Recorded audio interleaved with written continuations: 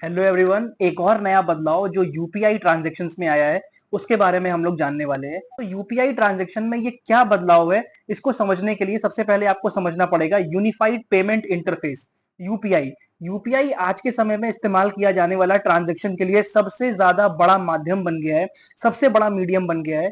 और यूपीआई को चलाने की, यूपीआई को ऑपरेट करने की जो रिस्पॉन्सिबिलिटी है वो एनपीसीआई के पास, that is National Payment Corporation of India. तो अब आरबीआई ने एक बहुत बड़ा फैसला किया है और आरबीआई ने बोला है कि वो यूपीआई की जो ट्रांजैक्शन लिमिट है उसको बढ़ाने वाला है। कितना बढ़ाने वाला है इसके बारे में उसने डिस्कस नहीं किया है, लेकिन एटलीस्ट इतना बताया है कि वो ट्रांजैक्शन लिमिट इंक्रीज होने वाली है। वैसे तो जो ट्रांजैक्शन लिमिट एक दिन की है जिससे कि आप यूपीआई करते हो, पैसे ट्रांसफर करते हो, वो 1 लाख रुपए की है। दो तरीके से यूपीआई ट्रांजैक्शन किए जाते हैं, एक पी टू पी और एक P to M. P to P का मतलब है पर्सन टू पर्सन, जब कोई एक आदमी अपने फोन से दूसरे के फोन पे पैसे ट्रांसफर करता है। और दूसरा होता है P to M, that is person to merchant.